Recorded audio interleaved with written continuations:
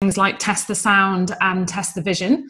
So while we're just waiting for other people to join and to formally start, if you could just pop a little message in the chat box to say that you can hear me okay, that you can see me okay, that would be brilliant. Thank you. Yes, good. Okay, technical challenge number 1 overcome. Brilliant. Okay, good stuff. So we've got a great masterclass today. I'm not allowed to call them webinars anymore. It is a masterclass. And we're going to hopefully keep it within an hour, although if you know me, you'll know that that is exceptionally hard to do. I think I've possibly only managed to do that once in my life, but I will try very hard to keep it to the hour today. It's certainly not going to be the 2-hour extravaganza that I've done previously. So if you've got questions, we'll deal with them at the end. So Veronica is here to help me, and she is dealing with the tech, which is just brilliant, actually. I've always managed to, well, tried to manage to juggle it all myself. And today Veronica is taking over the controls, which excites me greatly. So she'll keep an eye on questions throughout, and if there's any problems with sound or anything like that. But otherwise, I'm just going to focus on making sure we get through the masterclass in the time available, and then I will look at any questions that we have at the end. Okay. Oh, I can see my screen has frozen already. So I'm going to stop my video. Now you've seen that it is actually me and not an imposter. I'm going to stop my video. Hopefully you can still see the screen share, the PowerPoint, which for those of you who are just joining, you'll be able to see what I look like. That was in France, actually, with Ali Brown. We went over on the Orient Express, which was very lovely. Okay, so it's 10 o'clock. Let's make a start. Thank you so much for being here with me today, where we're going to be talking about the 3 biggest mistakes that you're likely making in your efforts to be GDPR compliant. And this is going to apply to you whether you're new to GDPR or even, and perhaps more pertinently, even if you think you know all about what it takes to be compliant with GDPR. Because the reason that I'm putting on this masterclass is that I have spent the last few months going around and talking at GDPR conferences, GDPR summits, and generally to people in business who, when I start the conversation, are quite convinced that they are compliant with GDPR. But after I've asked them a few key questions, it quickly becomes apparent that they are not compliant in the way that they thought they were. So because there is a commonality between all of my conversations, really, it comes down to what I see as the 3 biggest mistakes that people are making. Even those people who know quite a lot about GDPR, it comes down to these 3 key areas, and that's what I'm going to be sharing with you on the masterclass today. So firstly, very importantly, go and grab yourself, if you haven't already, a pen and a paper, a drink, please nothing alcoholic, although that would be nice, wouldn't it, sometimes when we're grappling with GDPR and its complexities, and some mental fortitude. And what I mean by that is, do give it your focus for this hour, because otherwise, really, we're wasting our time, aren't we? If you're multitasking on Facebook, trying to answer emails at the same time, it's really not actually worth listening to. I know I've done it a million times. I've listened to webinars and masterclasses where you're half listening, half not. You get nothing out of it. So I'm sure you've heard this from many presenters before, but it really is the truth. Do turn off all distractions and really give it your focus for this hour, and you will thank yourself at the end of it. Oh, that's a new little thing that I put into my slides where you can play a noise to alert people to how important something is on your slides. So I don't know if you heard that round of applause then for when turn off all distractions flashed and a round of applause came over the airwaves. Well, that's applauding you guys who have listened to what I've said and turned off all of your distractions. You will thank me for it at the end of it, I can promise you. Okay, so quickly, just very quickly, I want to know about you. Where in the world are you? How big is your business? And what's your level of GDPR knowledge? So if you can pop that in the chat box, that would be enormously helpful. Where are you? How big is your business? I don't need chapter and verse there, just maybe how many employees, or that's probably the most useful reference point. And what's your level of GDPR knowledge? Are you a complete novice? Have you been in my Facebook group since the early days and watched all my videos and know pretty much everything there is to know? Or are you somewhere in the middle? If you can just pop a little answer to that in the chat box, that would be great. Give me a bit of an idea as to what we're dealing with here. Okay, so Matt is from London, a startup, growing knowledge from a low base. Great stuff. Glenda is a one-woman band, been involved in the group from the early days. Super. Milton Keynes. Oh, it's going too quickly for me to see here. Hang on a minute. Where was the Milton Keynes one? Milton Keynes, 2 people. Watched my training, but still unconfident. Okay, well, let's see if we can help you with that today. So some middle range knowledge, some pretty good knowledge, but not all. Small business, have followed your information and I feel I know a fair bit, but happy to know more. Elisa is from France, but her company's in the US, a team of 6 and familiar with the basics. Okay, so we've got a really wide range. Yes, Ben says, I'm late, but a dedicated starter. Yes, you are indeed, Ben. I think you've been on every Facebook Live that I've done recently, so you are indeed very dedicated. Okay, so a good spread of knowledge on this masterclass. I think most of you are from the UK, some are from outside of the UK. This is going to be a fairly UK-centric training. So if you are from outside of the UK, do note, of course, that if you're in France, for example, you have a different data protection authority, which I'm sure you're already aware of. So let us get cracking. What we're going to be covering. So the 3 big mistakes that businesses make with GDPR compliance. And as I say, I've talked to lots of businesses. There is a commonality. That's why I'm doing this masterclass for you, so that you can learn from those mistakes. I'm going to be backing that up with case studies that show you how these mistakes can actually land you in hot water. Now, you know I'm not a scaremongerer. If you've been in my group for any amount of time, you'll know I'm absolutely not a scaremongerer. But through these case studies, I'm going to show you that actually, if there is a simple way to comply, then why take the risk of not complying? That's what my aim is with this masterclass, is to show you that there is that risk, give you examples of how that risk has materialized in certain cases, and then say to you, but there is this way that you can solve those 3 big mistakes quickly and painlessly, okay? All right, so for those of you who don't know about me, who is Suzanne Dibble? Well, that's me there. Yeah, that is in Paris, actually, after our Orient Express journey. But this is a quick potted history of my legal career and why you can trust me to help you on your GDPR compliance journey. I started out training at DLA Piper, which is the world's largest law firm. In the corporate department, I did mergers and acquisitions that you'd read about on the front page of the FT. I was seconded to Virgin, where I worked closely with Richard Branson and helped them with a group-wide data protection project.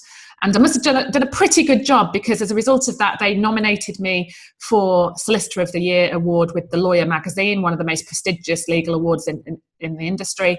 And to my absolute amazement, I was not only shortlisted, but actually voted runner-up in those awards. The winner he'd carried out some huge infrastructure project in Africa that had saved millions of lives. So I did feel that he was a worthy winner in that case. I was headhunted to go to ITV, where I did the digital switchover project, a £1 billion project, switching the analogue signal of our televisions to digital. I did some other really high profile deals there as well. And then I won't bore you with the intricate details, but I set up my own business 10 years ago. I can't believe it's 10 years ago now. And really wanted to help small business owners. And that's what I've been focusing on almost exclusively for the past 10 years.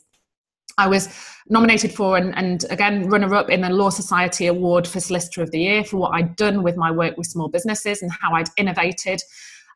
So twice the bridesmaid, never the bride, but they're both hugely prestigious awards within the legal industry. So to even be runner-up is quite amazing, actually. But what I'm probably most proud of recently is my work with small businesses on GDPR in growing my Facebook group, GDPR for Online Entrepreneurs. If you're not yet in that Facebook group, then why on earth not? It's a super engaged group, lots of great discussions. You've got all of my free resources in there that will help you with your GDPR compliance journey. 36,500 members as of the last count. Going up on a regular basis. And really what I'm most proud of is the comments and the feedback from people within that group. There's just a couple of testimonials there, which I'm pretty sure we did ask, they were happy for us to share those testimonials before you asked that. You're doing amazing work and you're the hero of thousands. I mean, I'm so humbled to hear. I'm sure she was talking slightly tongue-in-cheek, but I'm so humbled to hear things like that. And then the second one there, to make boring and confusing legislation as engaging as you have, as simple, as practical, and having created a tribe in this way is amazing. You're helping and supporting so many small business owners with humility, pragmatism, and a sense of humour, as well as your obvious expertise. That's what makes me most proud. And that's absolutely my aim, to make this engaging for you and fun. Goodness me, if we can have fun and learn how to comply with GDPR, then that will make me very happy indeed. So that's who I am. So firstly, I want to say that GDPR is not Armageddon, okay? It is something, in my view, to be welcomed. I feel that businesses that embrace it will have, and we're seeing this already, are having a competitive advantage in the marketplace. So please, let's not come into this training with doom and gloom and pessimism about GDPR. Or that it's going to be the end of your marketing list or the end of your business. It's really not. It's about knowing the basics. It's about having the support that you need to put compliance into effect, which doesn't have to be too time consuming. It certainly doesn't have to be expensive. And that's why I'm here, to help you comply with GDPR and to be able to run your business just as successfully, if not more successfully, because of GDPR. Okay, so I want us all to come into this training with that positive can-do attitude.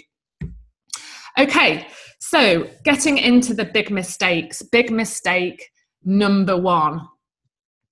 It's not a copy and paste job. And I've seen this so much with small business owners who have gone out and their token sum of GDPR compliance is to buy a privacy policy template, not change it, and stick it on their website. Or perhaps in some cases, they haven't even bought it. They've copied it from another website. Now, obviously, that's a really bad idea, not least because you could get sued for copyright infringement.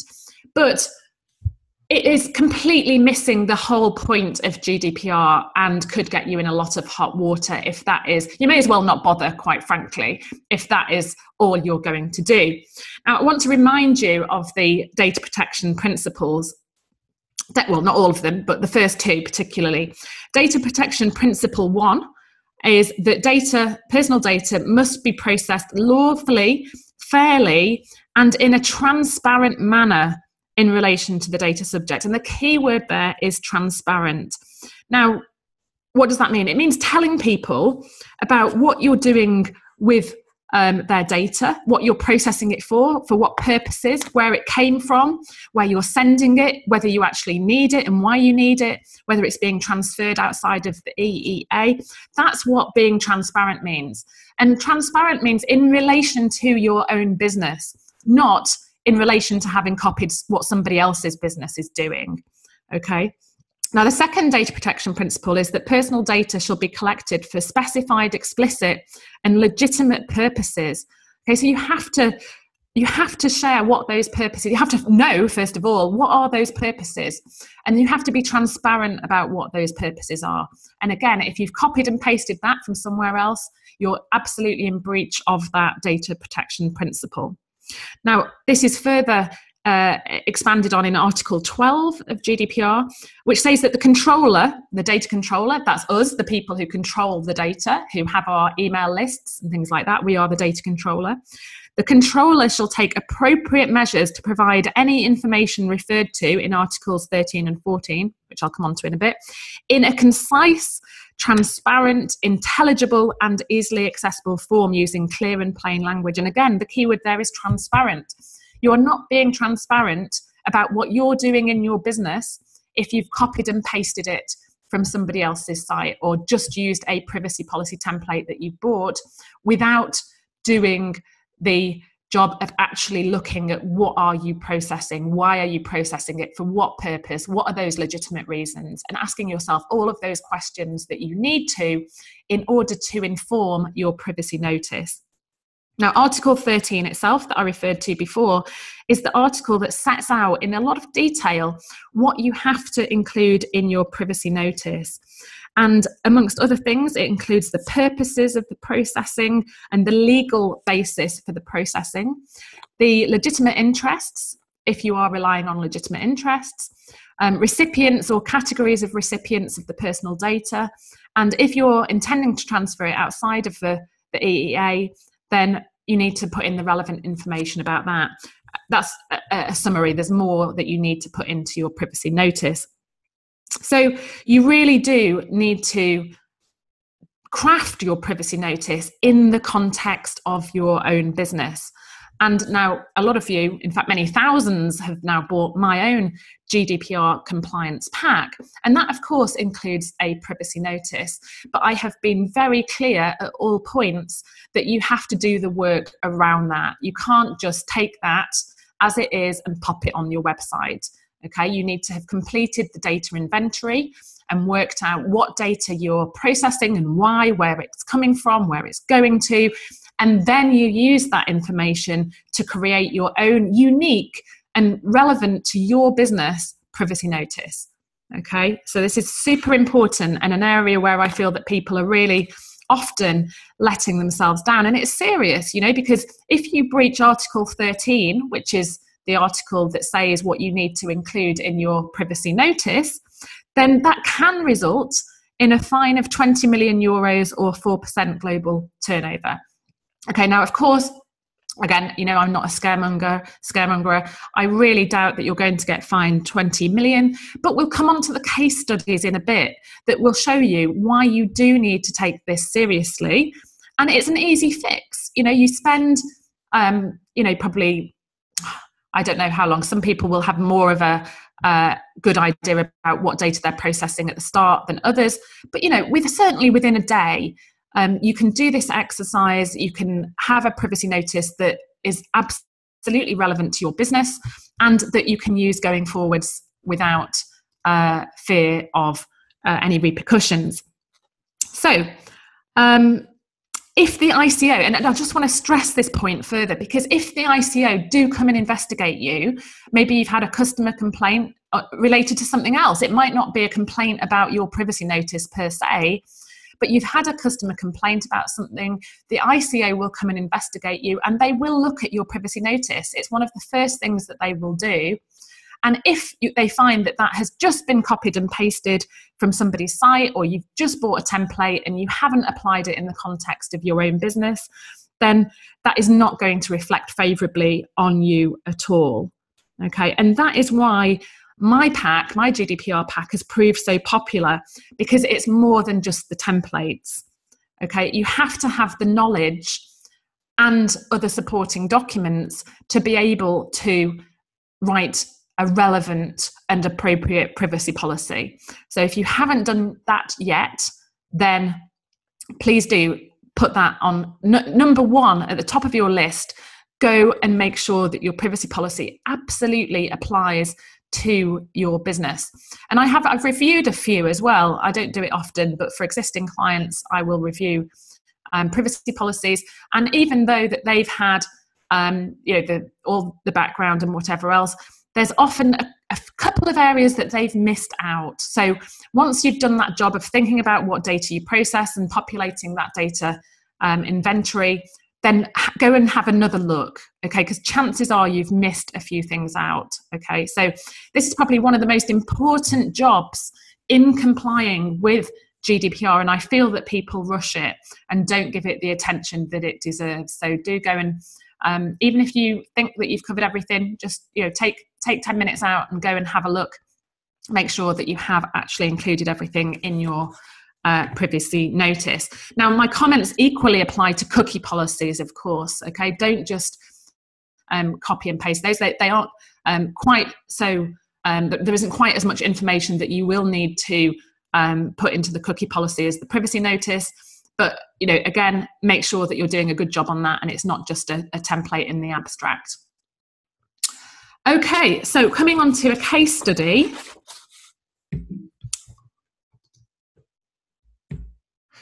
Google.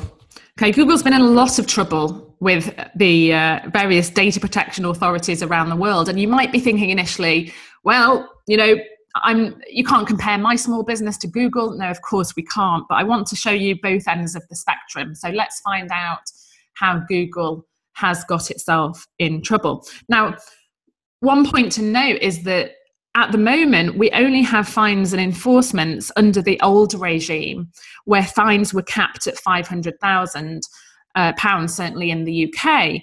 Now, of course, we have a regime where those fines can go up to €20 million or 4% of global turnover. So certainly companies like Google, Facebook, Yahoo, for data breaches and any other breaches of the principles, I'm sure they will be looking at fines far in excess of what we've seen already. But what we have at the moment is obviously we all only have what we have, so we can't look into the future and predict exactly what those fines are going to be. But I can give you some case studies based on the old regime, which still demonstrate the seriousness of getting these things right. So Google was fined €150,000 by the French Data Protection Authority, which was actually the maximum that it could serve to first-time offenders under French data protection rules. And the reason for that, as CNIL, which is the French Data Protection Authority, said in their statement, was that the company did not sufficiently inform its users of the conditions in which their personal data are processed, nor of the purposes of the processing. They may therefore neither understand the purposes for which their data are collected, nor the ambit of the data collected through the different services concerned. Consequently, they're not able to exercise their rights, in particular their right of access, objection, or deletion. So one thing there that they picked up was that the privacy notice didn't advise data subjects of their rights. And of course, if you look at my privacy policy template in the pack, you'll know that there is a section in there that absolutely explains what data subject rights are. And that is something that is prescribed by GDPR. You have to explain to people what their data subject rights are. So that was just one point that they picked up there. But in essence, the reason that Google got fined was they weren't informing people of the conditions in which their data was processed, nor the purposes of the processing. And that is one of the key areas that needs to be absolutely transparent and upfront in your privacy notice.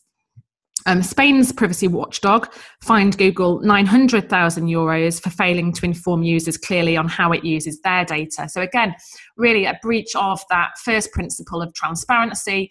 And now that we have GDPR, Article 13, which is what you need to be including in your privacy notice. The Spanish agency commented that inspections have shown that Google compiles personal information through close to 100 services and products without providing, in many cases, the adequate information about the data that's being gathered, why it's gathered, and without obtaining the consent of the owners. So in this case, not only had Google failed to inform people correctly in the privacy notice, they'd also failed to obtain consent. Okay, but certainly both of those Google fines show how seriously data protection authorities take the issue of informing data subjects about what you're going to be doing with their data. Now, as I say, of course, you're sitting there thinking, well, I'm not Google, I don't do anything at all on that scale. So I want to bring in some more examples, more case studies of companies that are more relevant to you. So in 2017, at the end of 2017, a smaller company, Verso Group Limited, was fined £80,000 by the ICO. The company had failed to comply with data protection law because it wasn't clear with people about what it was doing with their personal information. So again, a failing in the privacy notice to advise people what they were actually doing with their data. So £80,000. Now, I don't know about you guys, but I surely would not want to have a fine of £80,000. So, it is, and it's so simple. That's what gets me. It's so simple to do. Just don't look for the shortcuts. Okay, invest a day or so in doing this properly, and you'll be absolutely fine. And then another point actually is that the British Heart Foundation and RSPCA, both charities in the UK, were also fined for breaching the first data protection principle, which is about the being transparent and fair and lawful processing. And the second data protection principle that I mentioned before, that personal data must only be processed for specific and defined purposes that are in the privacy notice. And the point here is that fines for breaches of these principles previously were rare and for charities unheard of.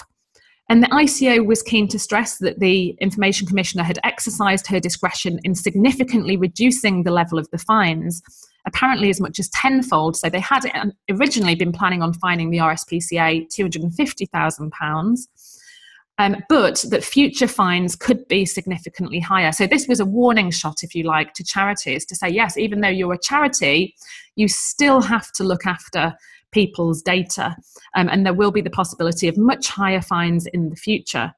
And the point here is that previously, fines for breach of the first two data protection principles were rare and for charities unheard of. So what we can't do is we can't look back at previous fines and enforcements and think, oh, well, that's the law, but it doesn't matter because there hasn't previously been a fine or an enforcement. We can't do that. Now, I'm all about risk analysis, but if there is a risk and it's easy to comply, then let's comply. Okay, if it's out of proportion for your business to comply and a low risk, then of course you might want to take the view that you're happy to take that risk. But certainly all of these three big mistakes that I'm talking about today have fairly easy fixes. Okay, so why take the risk?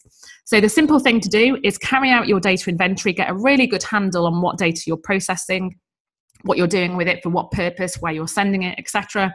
Really understand the issues involved. And again, I think this is where a lot of people fall up, because in order to put your privacy notice together, you need to understand things like what's your lawful ground of processing, who are you transferring that data to and on what basis, and what are the rules around international transfers, because otherwise you can't put your privacy notice together correctly.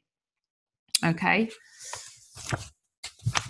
So I think I have laboured the point there, and I hope you do take that away with you, because really the people who are paying lip service to it, if there is ever a complaint and the ICO investigate, then you may as well not have bothered at all, because the ICO will not be impressed, or whichever data protection authority you're dealing with will not be impressed if all you've done is copied and pasted. Okay. So, big mistake number two. The big mistake number two that I see so much is people and businesses confusing the lawful grounds of processing and the related procedures. Okay, now to take this back to basics, whenever you're processing personal data, you need to have a lawful ground of processing, or you will be processing illegally. And in theory, you could be fined up to 20 million euros or 4% of your global turnover. Now, what I'm seeing is there's two main ways that businesses aren't getting the lawful ground of processing right. They're either seeking consent where in fact they don't need it. And of course, we've seen in my group certainly, and people who've come into the group later on and have been advised that they need to obtain consent from everybody, who now realise that actually they didn't need to obtain that consent in the first place. And the second area where they're not getting it right is they're not using legitimate interests properly. Okay, so now really we should be relying on consent as a last resort. So let's look at legitimate interests first and what you can process under the grounds of legitimate interests. It's the most flexible ground of processing, but it's not always appropriate, because, well, there's a number of reasons it's not always appropriate. But the important thing to note about legitimate interest, and I think often businesses think it's the easy option. Oh, we don't have to bother getting consent. We can just stick it down as legitimate interest. No, no, no, no, no. Okay, you will, I'm sure, become a cropper if that's the attitude that you take. What it means is that we're taking on responsibility for the data subject's interests. And it's really only appropriate where we're using data in ways that the data subject would reasonably be expected to receive that communication or for that processing to happen, and where there is a minimal privacy impact. It's certainly not appropriate where it's not expected, where the processing isn't expected by the data subject, or where there is a high risk of a privacy impact to the data subject. Okay, so it isn't the easy answer. You have to carry out a 3-part test. You have to carry out the purpose test, which is where you're asking whether you or a third party have a legitimate interest in processing that data. Now, we know, because the recitals tell us, that direct marketing is a legitimate interest, but that doesn't mean that you can rely on legitimate interest for all of your direct marketing. Okay, it may be a legitimate interest, but you still have to carry out the rest of the 3-part test. And of course, we can't forget about the privacy and electronic communications regulations, which impact businesses that are established within the EU. And I'll come on to that in a bit. Okay, so yes, direct marketing may be a legitimate interest, but we still have to carry on with the rest of the 3-part test. The next question is the processing necessary? And the third one is the balancing test, which is, do the data subject's interests override the legitimate interests? Now, that is a very brief summary of the 3-part test. But what we need to do for each processing where we're relying on legitimate interests is to complete a legitimate interest assessment form. There is one in my compliance pack, and it's almost more important to actually fill that in and keep it on record than the outcome that you come to. Okay, in all of my discussions with the ICO over the past few months, one thing has stood out for me, and that is that they're not, well, yes, I'm sure they are bothered whether we get the thing is, there isn't a right outcome. Okay, now if we're clearly wrong, then obviously that's going to count. But it's a grey area. And what the ICO seem to be more concerned about is that we have actually done that balancing exercise. We've thought of all the relevant factors, taken them into account, and come to the conclusion that we can rely on legitimate interests. Now, if we don't have that on record, if we haven't done that exercise of the balancing test, then again, if there's a complaint and the ICO come and investigate, then that is going to cause you problems.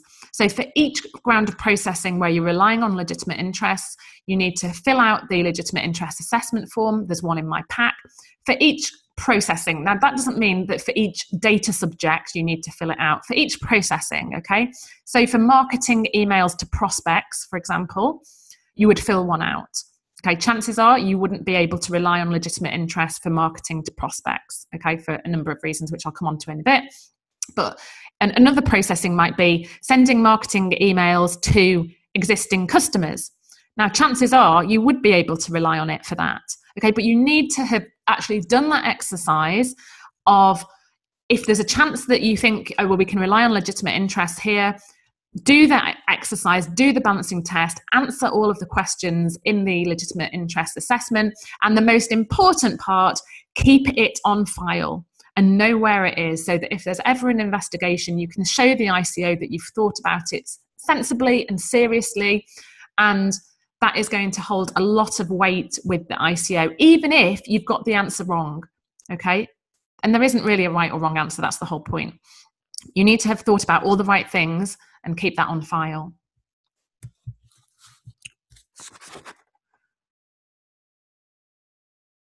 You also must keep the legitimate interest assessments under review. And very importantly, you need to detail the legitimate interest that you're relying on in your privacy notice and explain the right to object to the processing on the grounds of legitimate interests. Now, if somebody does object and it's related to marketing, then you must stop that processing immediately. That's an absolute. Anything else, then you can relook at that test And you could decide that actually you're right and the data subject's wrong, but obviously then you take the risk of complaints, and you need to be in a strong position to back up your decision on that. Okay, so do keep it under review. Again, it's not something that just goes and sits in the cupboard. It's something that you need to be keeping under review. I'd be reviewing it every 6 months as a minimum. Okay, so I just want to ask you now, and in fact I should have done this probably for mistake number one, just to get some feedback here from you guys, because this is certainly my experience in talking to business owners over the past few months. But how many of you have actually, where you have relied on legitimate interests for part of your processing in your business, how many of you have actually carried out that legitimate interest assessment exercise and kept it on file? Type a yes or a no into the chat box. A yes if you have been, you have gone to that trouble of doing a really thorough exercise on going through the legitimate interest assessment in my pack, and really feeling that you have given it all due consideration. A yes or a no, pop that in the chat box. That'd be really useful to get an idea of who's on the call and what you've been doing. Okay, so so a couple of yeses, nos, no, but will do. Yes, no. Okay, so well, I'm pleased to see that that's some yeses, and I'm from looking at the names, I can see that I think I'm sure a lot of you will be in my group, and we have discussed this a lot in my group. So so well done to you. For those of you who haven't, then really I can't stress how important this is. If you're relying on legitimate interest, just make sure that you have that on file in case there is ever a complaint, because chances are, if you have that, the ICO will come over, will pat you on the back and say, okay, well, yeah, you've balanced it all up, that looks great, or actually you've got totally the wrong end of the stick, here's what you need to do. But if you haven't stuck your head in the sand, you haven't just said, oh yes, well, legitimate interest sounds a lot easier than getting consent, then that will absolutely count for a lot in the eyes of the ICO. Okay, so let's quickly look at what is then appropriate for legitimate interest, because again, I think this is where people do confuse the lawful grounds of processing and what you can rely on legitimate interest for. So this is taken from the ICO website, and I've linked to it a couple of times in my group, in my Facebook group.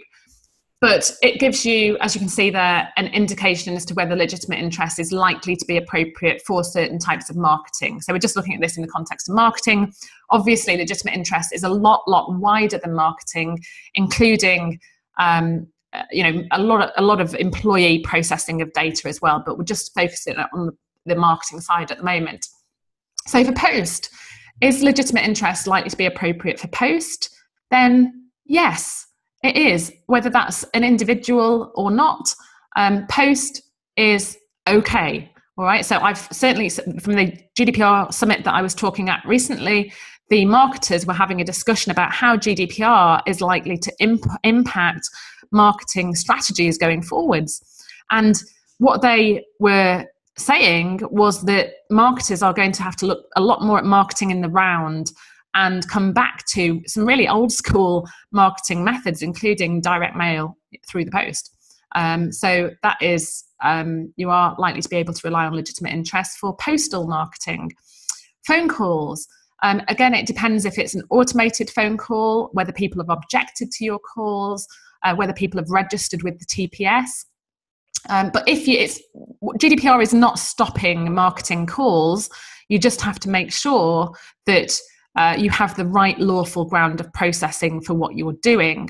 Okay, so if you don't have consent, and you need to rely on legitimate interest because there's no other lawful ground of processing, then if you have checked the TPS register and there is no record of that person on the TPS and they haven't objected, then you can still make live marketing phone calls to those individuals under the grounds of legitimate interests. Okay, but for people who've objected or people who've registered with the TPS, then you can't rely on legitimate interest. You would be looking at consent.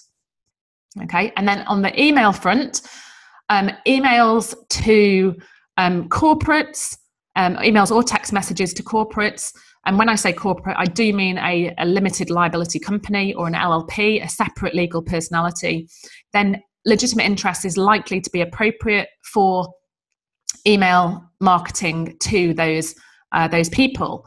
However, we have to distinguish in the case of marketing by email or text between business contacts, which really in this case is limited companies or LLPs, and individuals. And individuals also includes sole traders and partnerships. Okay, because if you are marketing to an individual and they are a prospect, they haven't bought anything from you before, you haven't been in negotiations with them about any of your products or services, then you can't email them without consent. And the reason for that is that really due to the privacy and electronic communications regulations, which say that you need consent. Now, if you need consent under PECR, you need consent under GDPR, okay? You can't say, okay, well, I'll get consent under PECR and somehow rely on legitimate interests under GDPR, okay? You can't, it's got to be consent. Now, there is this thing called the soft opt-in. I've done many videos on this in my Facebook group. But if you are wanting to email or send text messenger marketing to individuals, which again, remember, includes sole traders or partnerships, and they have previously bought similar products or services from you, or you've been in negotiations about those products or services, and at the point that you collected their data, you advise them of their right to opt out from future marketing messages. And on each subsequent marketing email, you've reminded them of that right to opt out. Then you have what's known as this soft opt-in, where you can email or text marketing messages to those individuals without their consent. Okay, so remember this little box here for your marketing, because I feel that this is an area where a lot of businesses get confused about what you can and can't do with or without consent, when you can rely on legitimate interests. So maybe take a photo of this if you want to. It's also in my Facebook group. But I think unless businesses have segmented their lists and know for sure that they just have limited companies or LLPs on their list, then you do need to exercise a lot of caution when you're sending out email marketing. And do be aware that email marketing is not just blatant promos like we've got this special offer on. The ICO do also consider an invitation to a webinar or a podcast or even an article of interest marketing. Okay, so we have to be really careful over that. And also emails that you might send that request consent for marketing are also classed as marketing emails, and you would need consent for that email. Okay, so you need to get your consent some other way than emailing them to ask for consent. Okay, so it is a relatively complex area with the email marketing, and I know a lot of people have perhaps incorrectly asked for consent when they didn't need to. Maybe they've gone to the whole list and asked for consent, when actually there were probably a fair few customers and previous customers where you could have relied on the soft opt-in, or they were limited companies. In that case, you would be risking it to now send them communications when you've said you won't without their consent, because that really is the lawful ground of processing that you've chosen. And you can't switch your grounds of processing willy-nilly. Okay, you can't say, oh, well, we thought we needed consent, but actually now we need legitimate interest. You have to be really, really careful about that. And of course, you risk customer complaints. If people know that you've emailed them to ask for their consent, they don't consent, and then you send them an email under legitimate interest, then this is really risking complaints. So you need to think intelligently about how else are you going to obtain that consent. Now, one thing that you could think about is that if you have that email list, that database of email addresses and names, then you could think about uploading that to Facebook and creating a custom audience and then targeting those people with a really great lead magnet. So some kind of, amazing value, whatever it is, that people will sign up for. And at that point, you have your GDPR compliant sign up box that is asking for their consent. And at that point, they have reconsented to be on your mailing list. Okay, so that is, if you have experienced a big decrease in your the people who have consented to receive marketing emails from you, then you might want to look into Facebook advertising on that. And there is a separate video on more detail on how to go about doing that. So think imaginatively about how you could obtain that fresh consent, that GDPR compliant consent to sending individuals email marketing. Okay, so if we can't rely on legitimate interests, then we need to look at the other lawful grounds of processing. And certainly in the marketing context, and because of the restrictions of time on this masterclass, we are looking at consent really here as an option, as an alternative to legitimate interest. Now, do note, of course, there is a higher standard of consent with GDPR. There's got to be a clear affirmative act establishing a freely given, specific, informed and unambiguous indication of the data subject's agreement. Okay, what that means in practice is no more opt-outs, no more pre-ticked boxes, genuine choice and control for the data subject, transparency about the purposes of the processing. What that means is a link to your privacy notice at the point where people are leaving their details, and wherever possible giving separate or granular options to consent to different purposes and different types of processing. Now, you can continue to rely on any existing consent that was given in line with GDPR requirements. If it's not, then you will need fresh GDPR compliant consent. So I just want to show you these examples of some opt-in boxes. This is a lady called Selena Sue, and Optimised Press used it as an example in their blog that they put together using my materials from my Facebook group. Now, this is not a GDPR compliant opt-in. She's giving away her lead magnet there, a free report presumably on how to reach millions of people through publicity. And it's a 3-part video series. So people are signing up for that 3-part video series. Now, of course, what she wants to do is she wants to be able to send the marketing email. She's not doing it out of the love of her heart, presumably. She wants to tell people how she can help them and provide her services to them. So in this instance, she would not be able to send marketing emails to prospects who are individuals, certainly she's based in the States actually, but certainly if we're taking this as a UK or an EU example, she would not be able to email people with marketing emails as a result of this opt-in, okay? Now, what she needs to do, which she's done here, is she has the email address for the email address entry box for the 3-part video series, but now she's added that bit underneath that says, tick here to receive more information and incredible special offers that will help you get more publicity for your brand and your business. And it's only if people tick that box that they will be added to her marketing email list. And then she has the bit at the bottom that says, we will not sell your information to third parties. You don't have to say that, but it is a nice reassurance to people. And we'll protect it in accordance with our privacy policy. And she's linked through to the privacy policy. Okay, so do make sure that you are, when you're obtaining consent, that you are doing it in the right way. Okay, so let's move on to some case studies in this regard.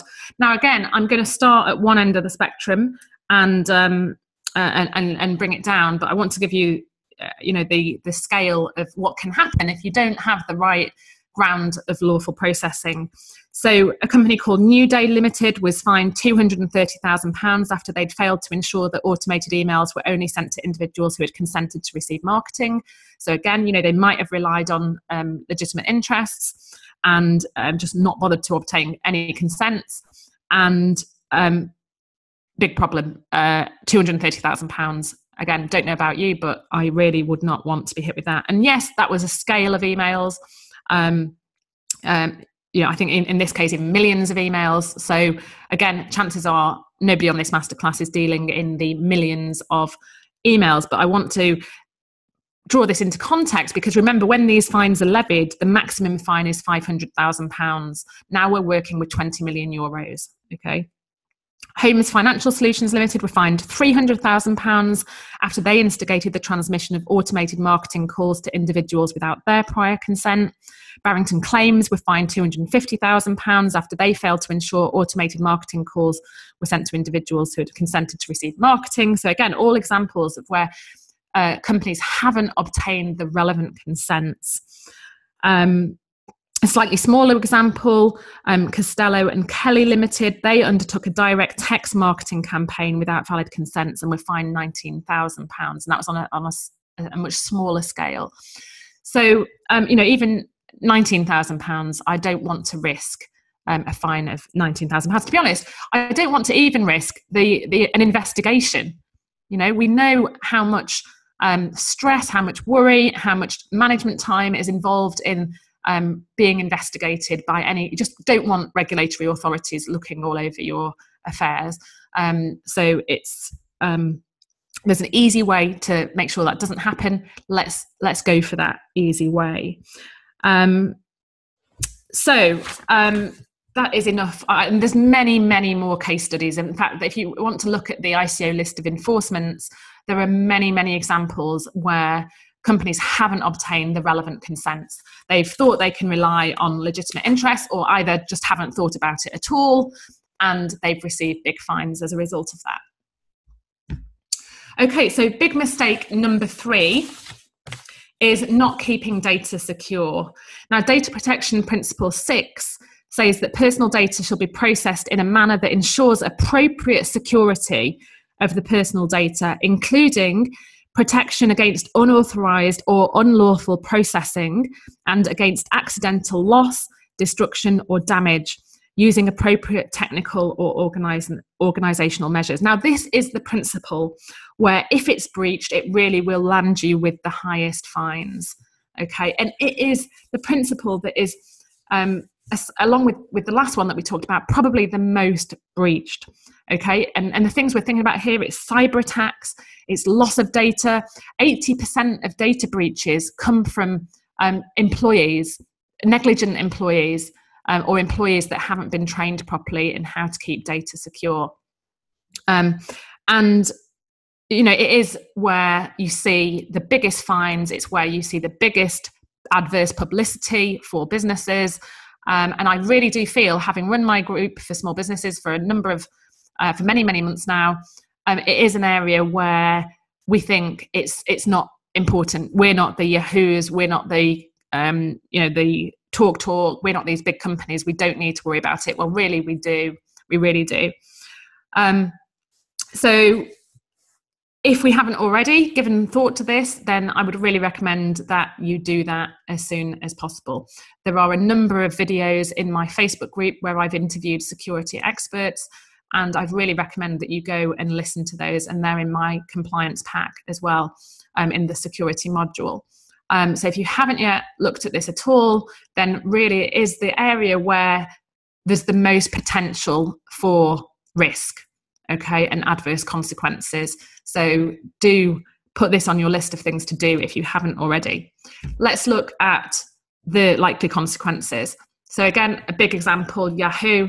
Yahoo was fined $250,000 for a cyber attack. Now, again, remember the context we're working in, that the maximum fine is $500,000 pre-GDPR, and this fine was brought on that basis. Going forwards, we now have far greater fines to be levied, and I think will be levied. It'd be really interesting to see the approach that the ICO take.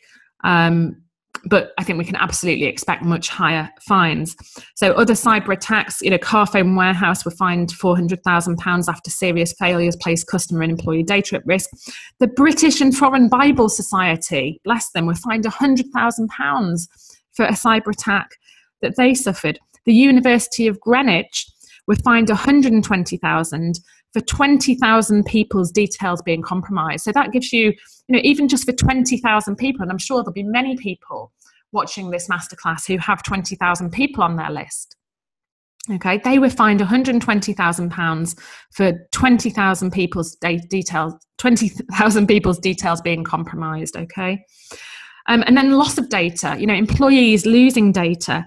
The CPS at one end of the scale, we fined £325,000 for loss of unencrypted DVDs of police interviews. I mean, goodness me. And actually, if you look through the ICO's list of enforcements, it's amazing how many government departments are on that list. It really is.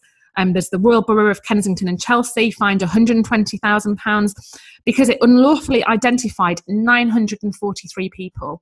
Okay, so it doesn't need to be in the millions for the data breaches. Okay. Bayswater Medical Centre fined £35,000 because it left highly sensitive medical information in an empty building. And again, that was a relatively small number of people's data that was involved there. And one that particularly interested me, actually, is that there was one case, SSE Energy Supply Limited. They sent one email to the wrong person that disclosed personal details. That person complained to the ICO, and that company, SSE Energy, were fined £1,000 for not notifying the ICO about that data breach. Okay, just one email sent to the wrong person, and they were fined £1,000. And there's many examples of enforcement where businesses have used the CC rather than the BCC and have disclosed personal data. Now, obviously, if that's sensitive data, the fine is going to be significantly higher. But the key thing here, certainly in terms of data loss, is employee training. And also, if you're a sole business owner, you need to be having this at the front of your minds, because this is where there will be complaints and where there will be fines. Okay, so if you haven't got systems and procedures in place, on the security side, I'd absolutely recommend that you carry out a security audit, a data security audit, and see where your gaps are. Have those processes and procedures in place for if, in case anything does happen. When do you need to notify the ICO? What should you do in the case of a cyber attack or a data loss by an employee? And really make sure that if you do have employees, that they are fully trained in data security. A really, really key area. Okay. Now, I'm conscious that I do want to try and keep as much to the hour as possible, so I haven't made this masterclass quite as interactive as I'd like to. There's always a trade-off between that and keeping to the hour, but I do want to make sure that you get the most out of this in that hour. So I want to leave you with some action points before we come on to your questions. This is what I would do if you have if you've found that out of any of those three big mistakes you're making any of them. This is what I'd be doing, and pretty urgently as well. Firstly, I would look, if you haven't already, at buying my GDPR compliance pack, because that has everything in it that you will need to become compliant.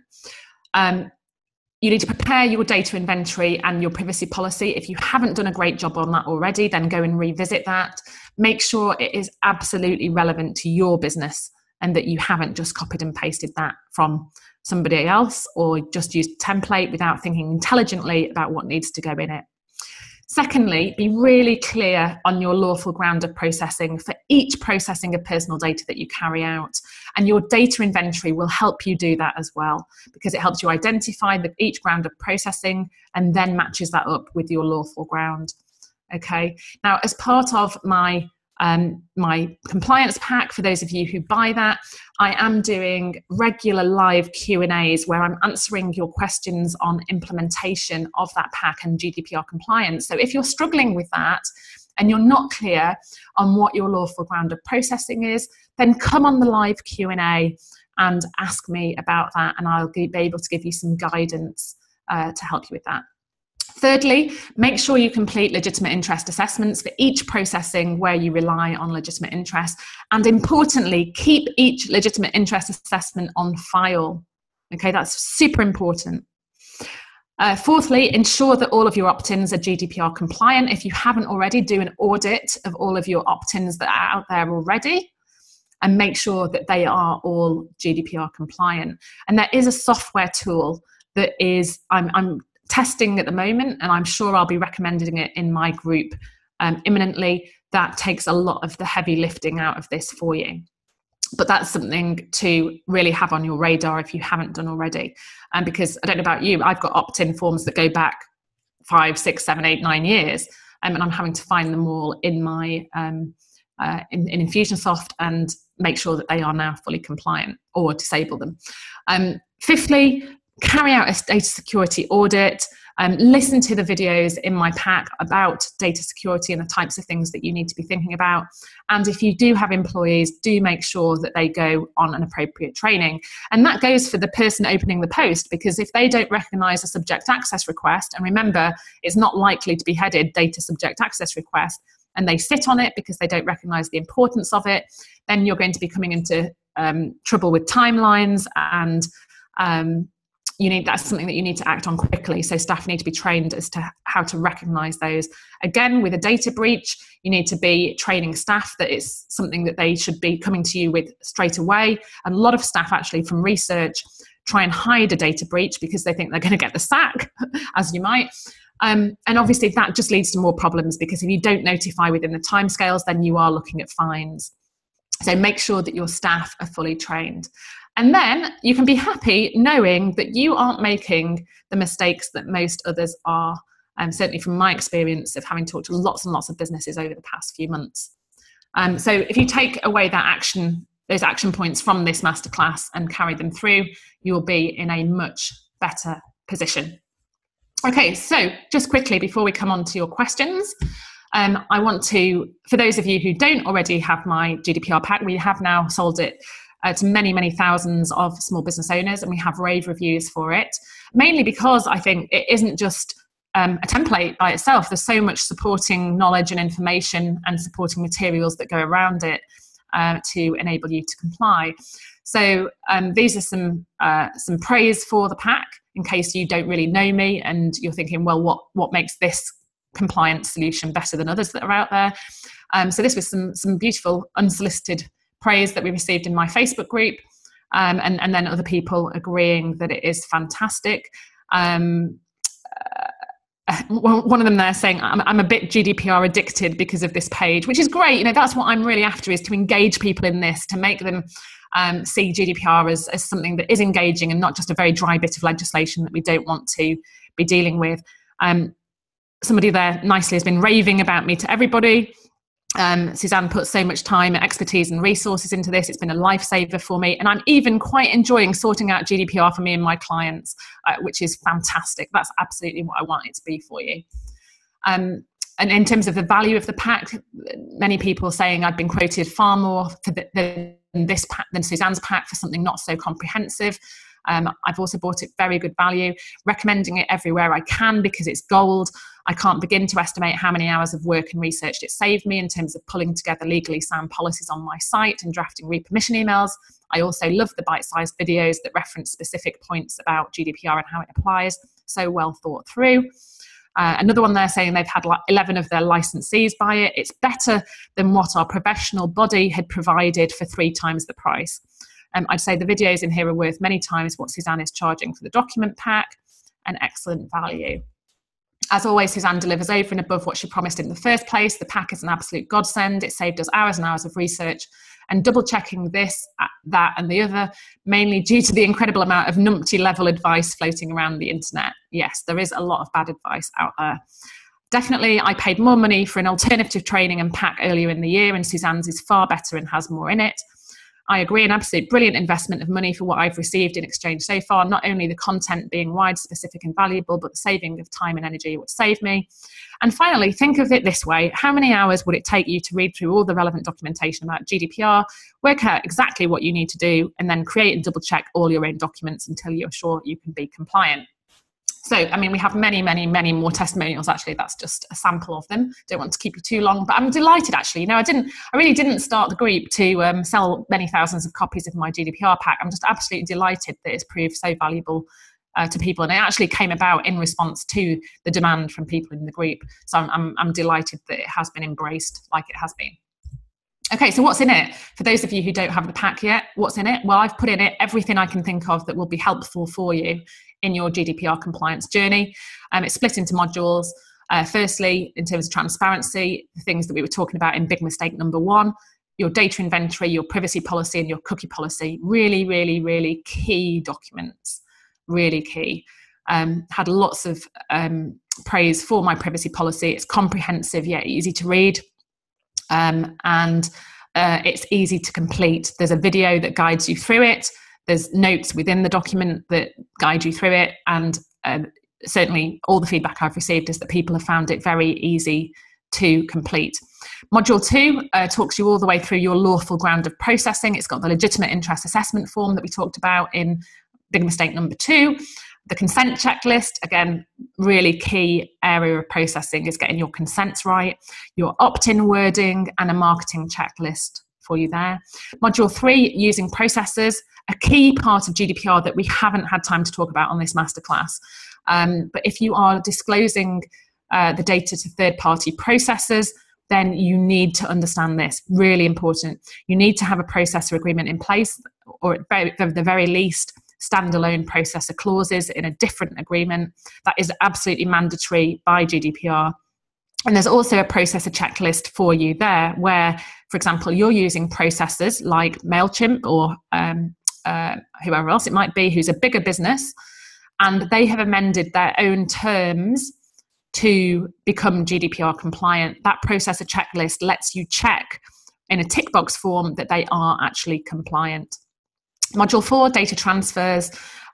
This is talking about data transfers outside of the EEA. Again, a very complex area, one that is comprehensively dealt with in my pack. But if you're transferring data outside of the EEA, whether that's to MailChimp, Infusionsoft, maybe you've got someone in the States doing your Facebook ads and you're sending them your email list so that they can upload that for custom audiences, you need to think about this and know exactly what you're dealing with. So you've got your data transfer checklist, you've got standard contractual clauses, and there's lots of instructional videos in there on that. Module 5 is about employees. You've got your employer checklist and an employee privacy statement, because you do need a separate privacy statement for your employees. Module 6, data subject rights. You've got a subject access record, a request form that you can encourage people to use, a response to a subject access request, which is key. Please, if you get subject access requests, please don't just answer them off the top of your head. There is a legal form to replying to them. There's certain information that you don't need to disclose and will be very detrimental to your business if you do. So if you get a subject access request, make sure that you take a look at this document, look at the notes, watch the video, and use the subject access request flowchart that's also in there so that you're dealing with that properly. Module 7, data security and breaches. You've got your data breach record, data breach checklist, and the data security videos that I talked about earlier. And finally, there's a miscellaneous section where I just couldn't fit that into anything else. A data protection impact assessment form, records retention policy, and a DPO checklist, all about whether you need to appoint a data protection officer. So, as I hope you can agree, a fairly comprehensive set of documents, but it isn't just the documents that makes this pack head and shoulders above what else is out there in the marketplace. It is everything that goes around it. Okay, so as I say, you need the knowledge to be able to do this properly. It's not just about templates. Okay, and through my videos that are in the pack and through the notes that I have in the documents, that will enable you to do this. And of course, the live Q&As that I'm doing as well. If you're struggling with any of this, if you've bought the pack, you can come onto those live Q&As and ask me about the implementation of this. Okay, so you're probably thinking, oh my goodness, this is going to cost me an arm and a leg for all of these documents and your time on the live Q&As and everything else. Well, you know, as I say, my passion is, the whole reason I set up the Facebook group in the first place was to help small business owners, because I saw the gap there. Small business owners do not have the budget to go and consult me and pay my hourly rates for one-to-one legal advice on this. So obviously I want to keep this affordable for people. So it is a one-off fee of just £197. Okay, now there are many options out there to buy, for example, a privacy policy on the, I get Facebook ads for it regularly, and it is a monthly fee.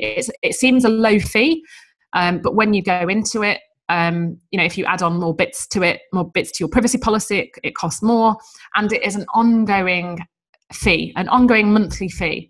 Okay, if you think about that for the rest of your business life, I can assure you, and by the way, that's just one document, that's just the privacy policy and the abstract.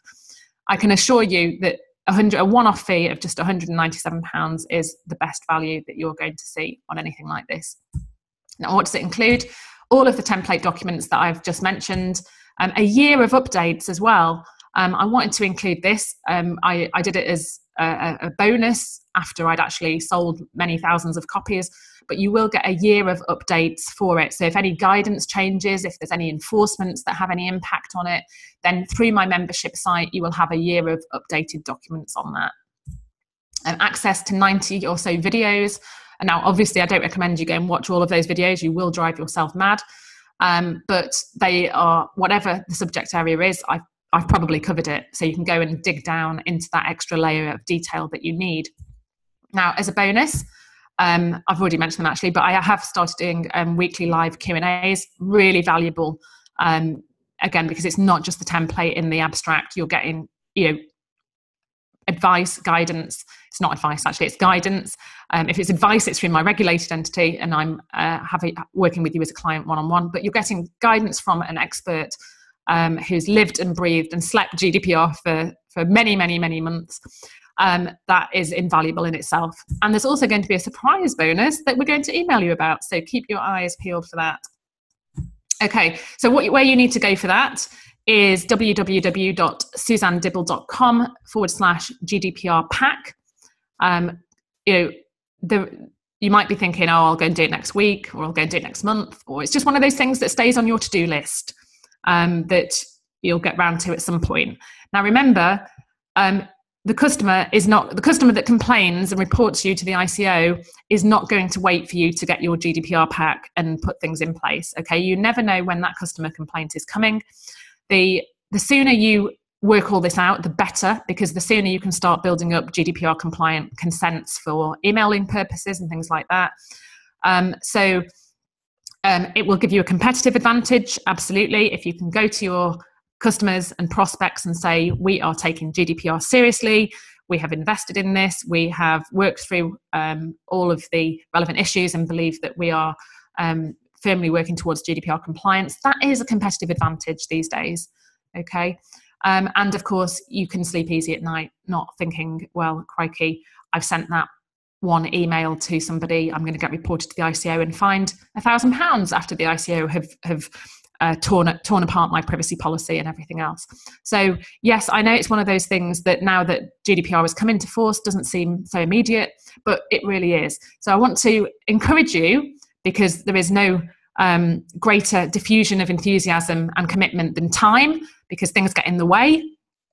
We start focusing on other things. What I want you to do, if you haven't bought the pack now, is go to that URL right now and order it now, because you'll thank me, okay?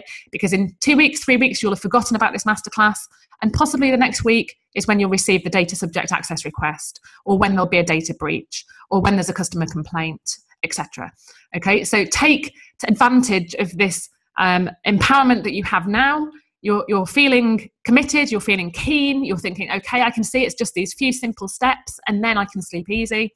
Go and do that right now, okay? SuzanneDibble.com/GDPR pack.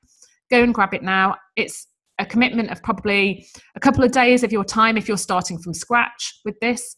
£197 and a couple of days of your time is a very small investment compared to what you're going to get out of it.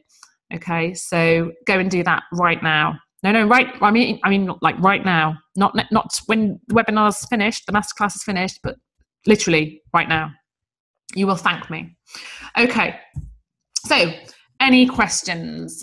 I've seen some popping up in the chat box, so we'll take some time now to answer those questions. But before I do that, thank you so much for being with me on this masterclass. I hope that it has been informative and engaging for you. I hate listening to dry legal webinars, so I really hope that I've kept your attention, I've kept you engaged and made you see that actually these are things that are important and yet easily fixed. Okay, so I hope that was my aim for this masterclass. If I've done that, I'm very happy. All right. Oh, lovely comment, thank you. Engaging and making the complex accessible. Thank you, Abby, for your comment. I've just glanced there. Wonderful. Okay, so let's look at your questions. Now, some are in the chat box, some are in the Q&A box. So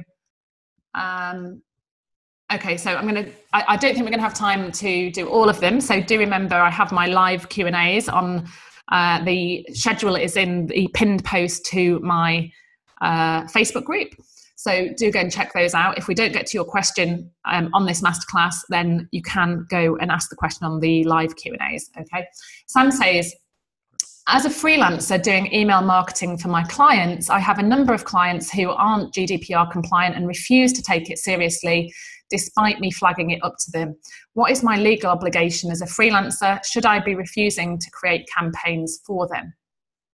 Yes, well, this is actually an issue that's coming up an awful lot in both in terms of you being potentially a processor, Sam, and also where you have data controllers using processors who are just completely disengaged with GDPR. It's a real problem.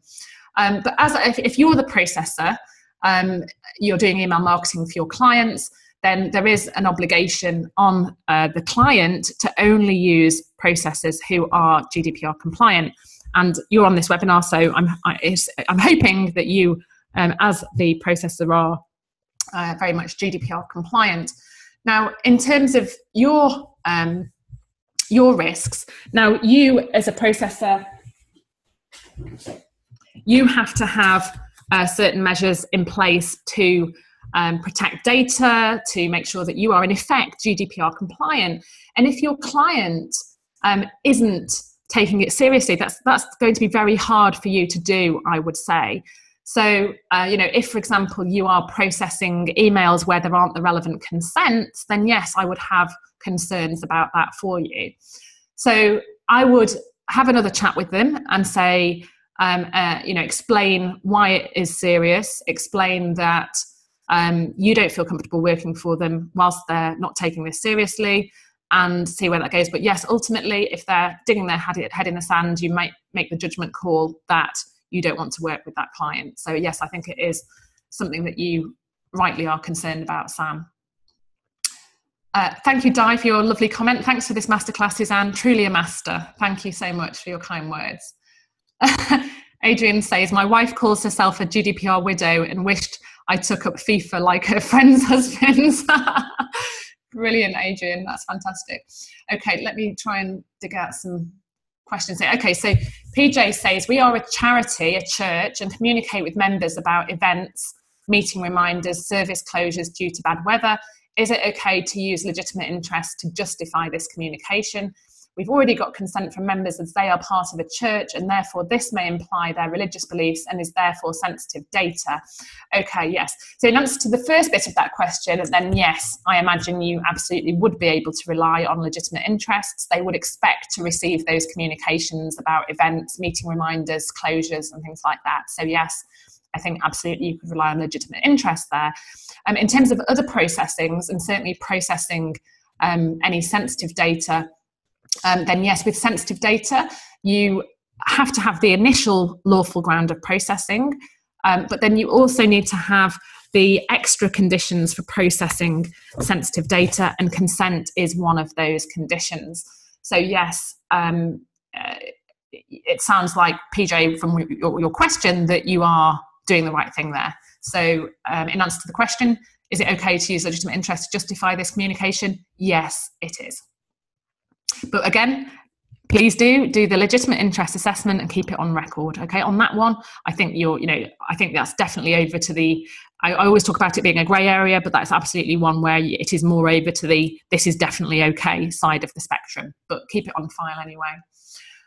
Gaynor says, can you force consent? E.g., if you want to watch this, join this, and then you agree to all future marketing. So you can certainly incentivize consent, Gaynor. So you can say, would you like to receive my free newsletter? And by the way, if you do, we'll give you this special gift. Okay, you can certainly incentivize that way. If you are making consent conditional on something that isn't necessary, then that is not giving data subjects genuine choice and control. So no, certainly for sign-ups for masterclasses, there should be a tick box that is not pre-ticked that asks you if you want to receive further marketing, if it is email marketing to individuals, okay, and also to individuals who are not previous clients, okay. So remember what I was saying before about email marketing going forwards. It might be that for certain people you can rely on legitimate interests to send them those marketing emails, but if you do need consent for it, then yes, if you are making a service conditional on consent to something, to processing that isn't necessary, then that is not okay. So if, for example, I went into a hardware store and wanted delivery of some wood, and they said, okay, but you have to consent to us sharing your details with third parties, that would not be okay. Sorry, third parties that aren't necessary for the performance of the contract. So say it had something, say we're going to share your third parties with insurance companies and banks. And then another one, we share your company with the courier. Okay, sharing it with the insurance companies and the banks, not okay without consent, because that's not necessary in order for them to send you that wood. Sharing it with the courier company, yes, necessary for them to fulfill that contract. Okay, hope that clarifies that.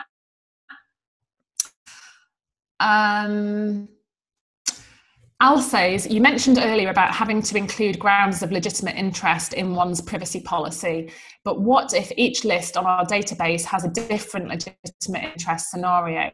Do we therefore need to include a generic line for each legitimate interest scenario in our online public-facing privacy policy? Yes. So for each different processing, you need to explain what is your lawful ground of processing, and that could be contract, it could be legitimate interest, it could be consent, it could be legal obligation, whatever it is. But then in the case of legitimate interest, you then need to go on to say, and the legitimate interests are X, Y, and Z. And it can be something as simple as, for example, for marketing, it could be something as simple as our legitimate interest to grow our business. Okay, but you have to specify what that legitimate interest is for each processing. Okay, so I hope that clarifies that. Mark says, I work as a commercial investigator conducting physical and technical surveillance. Commercially, I have a data sharing contract with my legal and commercial clients who provide sensitive data for the subject of surveillance. My lawful basis for processing with commercial clients is contract. Please can you confirm that private clients don't need a GDPR agreement as they are not data controllers?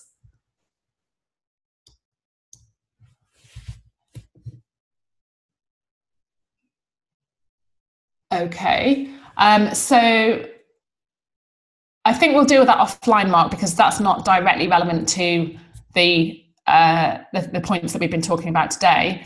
So if you maybe bring that onto one of my live Q&As, we can deal with that, okay? But because we're running a little short on time, I want to just deal with questions that are relevant to what we've been talking about. Okay, I'm going to switch to the Q&A box now, and I will try and pick out questions that are relevant to what we've been discussing on the masterclass. Okay, so anonymous attendee, someone who didn't put their name in, says, I've inherited a MailChimp mailing list after buying a website. How do I ask for consent for a mailing list if I can't email? I have no social media to ask that way. Okay, so firstly, I would look at the composition of that list, because if you've bought the business, then and the customers have come over to you, then, as I say, you can, in all likelihood, you can email, send marketing emails to existing customers. But again, make sure, look back at what the company that you bought from, look back at how they obtain that data and whether they inform them of the right to opt out at the point of opt-in, if you need to rely on the soft opt-in that I talked about earlier. But do that exercise of going through that list and finding out whether you can segment it so that you can still email certain people. I think I answer this on the masterclass, but you could, in theory, upload that list. You can rely on legitimate interests to upload that list to Facebook and try to re-engage people through Facebook. So even if you don't have social media at the moment, you can upload that list to a new Facebook page and target them that way. You could postal marketing, if you have any postal addresses, phone calls, if you have phone numbers. But yes, it's a problem if you've bought a list and it's not compliant, then you need to think imaginatively about how you can re-engage those people and obtain GDPR compliant consent. Kirsty says, do you need to give an opt-out to postal marketing so that you can be removed from a marketing list? Yes, you do. Again, if you're relying on legitimate interest under GDPR to send out postal marketing, then you have to advise the data subject of their right to object to that processing under legitimate interest, which is pretty much the same thing as an opt-out. So yes, you do need to do that. And then, of course, you need to act on that if people do actually opt out. Anonymous attendee says, is GDPR the strictest legislation globally? I work with clients in Australia, China and the US, even though the business is UK based. Is being GDPR compliant enough? It certainly is. Europe thinks it has the gold star of data protection. It is one of the most comprehensive data protection regimes in the world. But I think it's a bit simplistic to say we'll just comply with GDPR and not look at other legislation in the relevant jurisdictions. It all has to work together. Now, certainly if you are based outside of the EU, what of course GDPR has done is extended the scope territorially. So if you're established outside of the EU, but you deal with personal data of clients, prospects, employees, suppliers, whoever it might be within the EU, then GDPR will apply to you, but you can't disregard the legislation in the jurisdictions in which you're based. And I think, it's a moving feast, isn't it? We've seen just this week that California are looking at imposing some fairly stringent privacy laws. So it is a moving feast. Al says, you mentioned earlier, or just do one or two more questions, and then I think we'll have to wrap it up. And do remember that you can check the pinned post of my Facebook group for the schedule of my live Q&As. If you've bought the pack, you can come onto those and ask me any questions that you like. About the pack or about GDPR in its general questions about GDPR, so please do that. So a couple of last questions. Al says, you mentioned earlier about having to include grounds of legitimate interest in our privacy policy, but what if each list on our database has a different legitimate interest scenario? Okay, I think I've answered that before.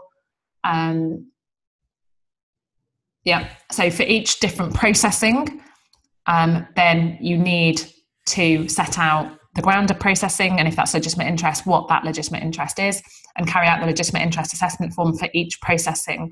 Now, when I say each processing, that would be sending email marketing to individuals who are not customers. Okay, that would be one processing. Another would be sending marketing emails to limited companies, etc. Okay, so you can work out what is your lawful ground of processing and then what is the legitimate interest if that's what you're relying on. Okay, one final question. See if I can find one relevant to what we've been talking about.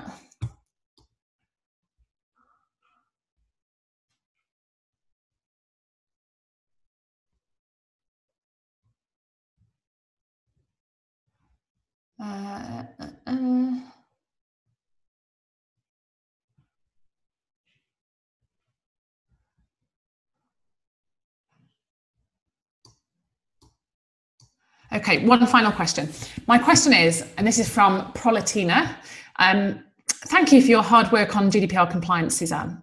Thank you very much for that, for your kind words, Prolatina. My question is, should hotels give each guest an individual paper to sign with information about what personal information and for what purposes is used, or is just an information table on reception enough? Okay, so I think you're saying, should a hotel have their privacy policy at the point where a guest comes and registers? Yes, if that's the first point where you're collecting personal data from the data subject, then yes, you should give them the privacy policy at that point.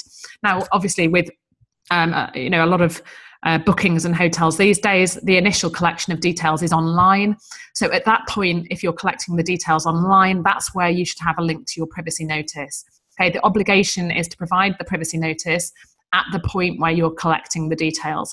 So yes, if the first time that you're obtaining those details is offline, whether that's at a hotel registration desk or whether that's at an event that you're running or wherever it is, then you need to provide the privacy policy at that point. And that can just be a hard copy privacy policy that you leave by the point of sign up, or it can be maybe a notice at a hotel desk that will say, we respect your privacy. Here's, if you want to know how we process your privacy, then go to such a URL. Make sure obviously it's a simple URL, not one that's very complicated for people to get to.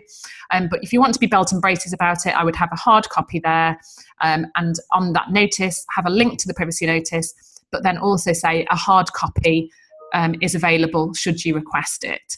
Okay, and you can have it there for people to take, and then you are providing it at the point that they are passing on their details. Okay, so okay, wonderful. Right, I think that will be it for the questions. Don't forget about the live Q&As. Look at the schedule of Q&As in the Facebook group and do come on and join them. I'm sure you'll have lots of questions going forwards.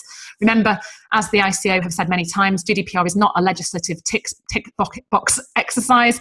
It is about putting privacy at the heart of the organisation. And as the landscape changes, as there's more enforcements, as perhaps we get more guidance, it's going to be a moving feast. So it's not just a tick all the boxes and put it in the drawer and you're done. It really is something that if you're a business owner, you need to keep engaging with this on a regular basis. And in my view, the best place to do that is in my Facebook group.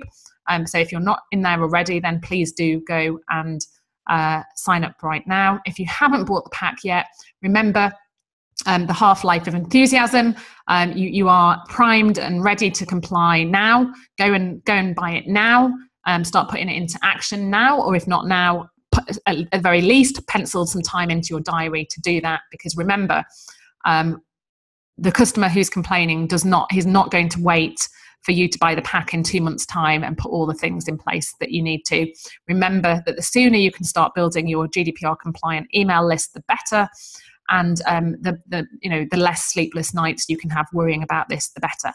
So go and take action now. Be an action taker. Protect your business, and enjoy the GDPR compliance journey, like we've seen from a lot of the testimonials. It can be fun and engaging if we have the right attitude to it. So I'll leave it there. Thank you so much, all of you, for joining me on this live masterclass. And I look forward to seeing you in the group. I look forward to seeing you on my Q&As and helping you with your GDPR compliance journey.